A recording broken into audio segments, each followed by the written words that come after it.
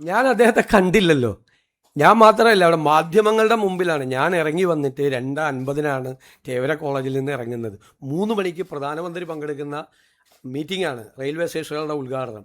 2:50 അവിടെ നിന്ന് സ്റ്റാർട്ട് ചെയ്താൽ 3 മണിക്ക് കൃത്യം എത്തുള്ളൂ. ഞാൻ ഏറ്റവും വേഗത്തിൽ, വളരെ വേഗത്തിൽ നടന്ന് വണ്ടിയിൽ കയറി അവിടെ എത്തുകയായിരുന്നു. KSU പ്രസിഡൻറ്റ് കണ്ടു കഴിഞ്ഞാൽ, എൻ്റെ ജില്ലക്കാരനായിരുന്നു, എൻ്റെ ജില്ലയിലെ KSU പ്രസിഡൻ്റായിരുന്ന ആളെ കണ്ടിട്ട് ഞാൻ മൈൻഡ് ചെയ്തില്ല എന്നുള്ളൊരു വാർത്ത.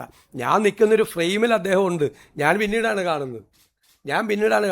മാത്രമല്ല, അന്ന് രാവിലെ 10 മണി മുതൽ 1 മണി വരെ ഞാൻ എറണാകുളം ഗസ്റ്റ് ഹൗസിലുണ്ട് എന്നുകൂടി എൻ്റെ ഓഫീസ് അദ്ദേഹത്തെ അറിയിച്ചത്. ഇത് 2 മണിക്കാണ് ഈ പരിപാടി. തേവര കോളേജിൽ നടന്ന പരിപാടി 2 മണിക്കാണ്. 10 മണി മുതൽ 1 മണി വരെ ഞാൻ എറണാകുളം ഗസ്റ്റ് ഹൗസിൽ ഉണ്ട് എന്നുകൂടി അവരെ അറിയിച്ചു. അതൊക്കെ തെറ്റായ വാർത്തകളാണ്. അതല്ലേ ഞാൻ വളരെ ക്ലിയർ ചെയ്ത് പറഞ്ഞത്. ഇനിയുള്ള കാലത്തേക്ക് കൂടിയല്ല പറഞ്ഞത്. ഒരാൾക്കും അനുമതി നിഷേധിച്ചിട്ടില്ല, ഞാനും എൻ്റെ ഓഫീസും.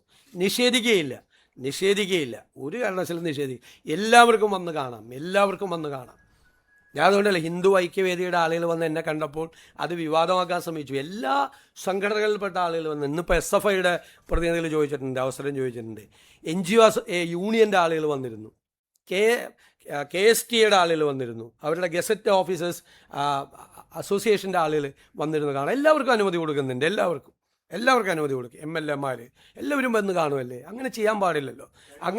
അങ്ങനെ നിഷേധിക്കപ്പെടേണ്ട ഒരു സ്ഥലമല്ല. ഏറ്റവും പുതിയ വാർത്തകളും വിശേഷങ്ങളും വിരൽത്തുമ്പിലറിയാൻ സീ മലയാളം ന്യൂസ് എല്ലാ ഡിജിറ്റൽ പ്ലാറ്റ്ഫോമുകളിലും ലഭ്യം.